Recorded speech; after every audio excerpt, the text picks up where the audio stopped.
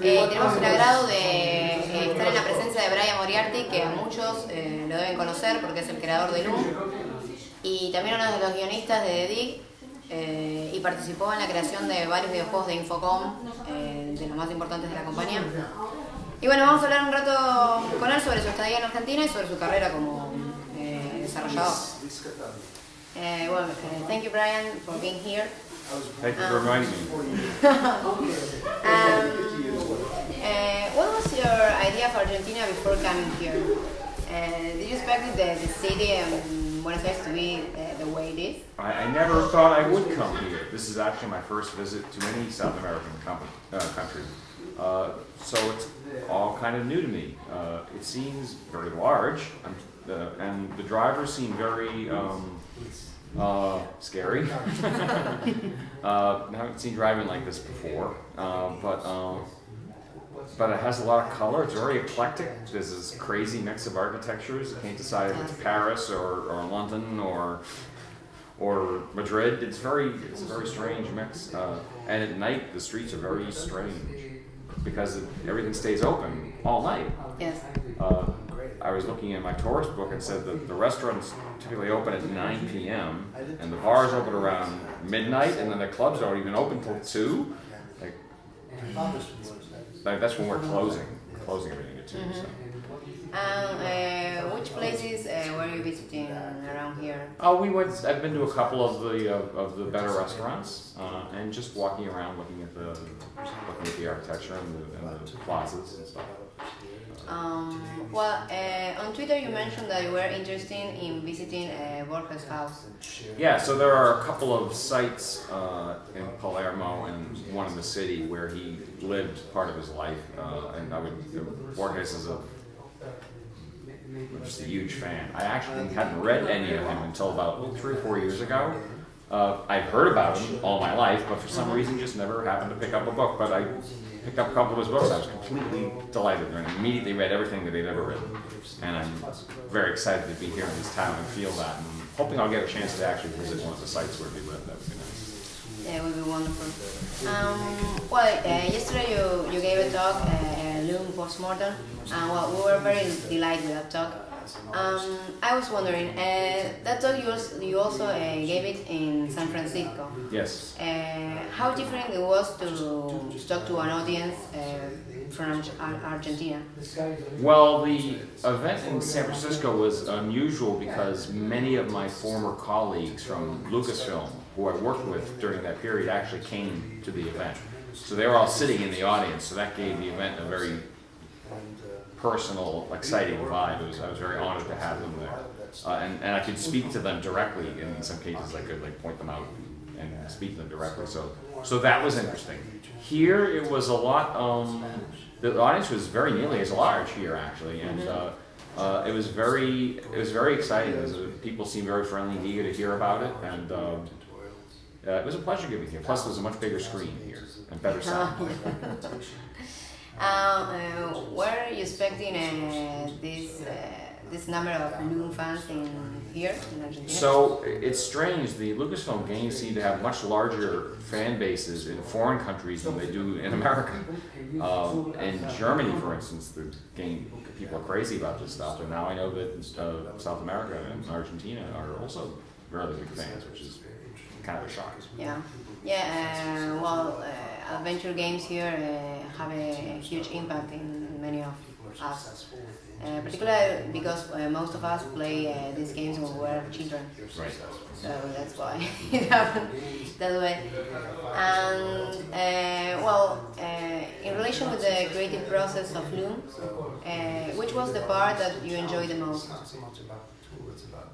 Working with the artists to establish the visual look was really interesting. We did a lot of research together, looking at movies and artworks and discussing different approaches that would work with the limited color space we had. I had 2 wonderful collaborators, Gary Winnick, the lead animator, and Mark Ferrari, the lead illustrator, and those are very creative guys with deep knowledge of art history and processes, and I learned a lot working with them.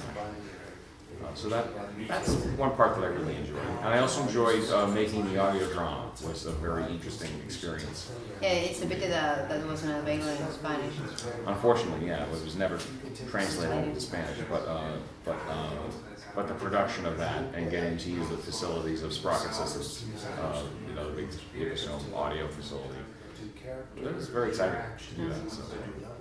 Well, when you were approaching the end of your talk, you mentioned that you trust Double Fine, Telltale Games, and Watcher Games.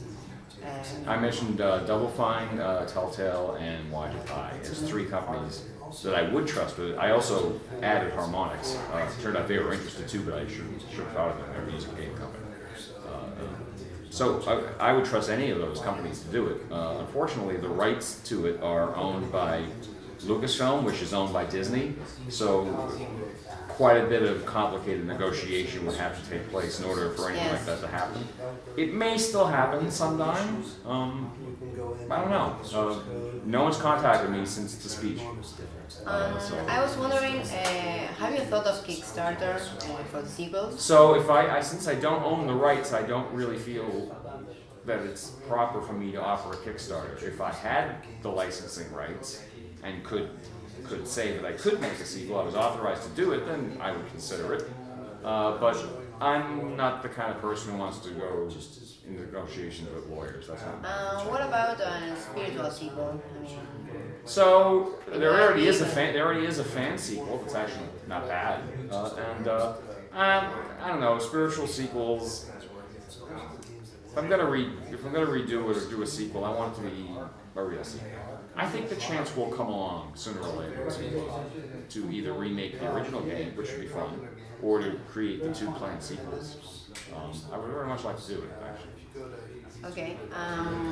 What were you doing since you left Lucasfilms? Oh, I went through a variety of things in the 90s.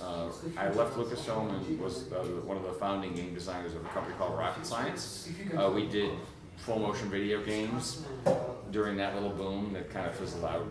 And then I started a company at the beginning of the web boom around 1995 when the internet started to boom. Me and 2 partners started a company called Empath, which was a game matching service, which eventually changed into Hear Me, the world's first internet chat system. We invented it. And that company went public, and lots of money was made, and then the bust happened, and lots of money was lost. So and then after that, I worked for, I did some freelance stuff. I worked for a couple of small companies, and I even worked for 3 years in a planetarium, producing planetarium shows and stuff. But in the around 2005 or 2006, I came back to the game industry and worked at a small company out of Boston, and finally had a chance to become a professor of game design. That's what I do now. I'm teaching game design. Oh, that's very interesting. To close the interview, can us, gamers, fans, expect in the future a new game made like Loom, designed by you, like a new Brian Moriarty game? Yeah, it's going to happen one way or another. I've got so many different ways so many paths I can take that I'm sometimes confused about how I want to proceed, but a couple of opportunities have come up recently, not related to Loom, but a couple of opportunities have come up recently. And I'd say in the next few years it would be pretty likely you'll see something else. Well, I don't feel like I'm done yet, so. That's great. It was a pleasure to have you here. Thank you very much for having me. It was my pleasure too.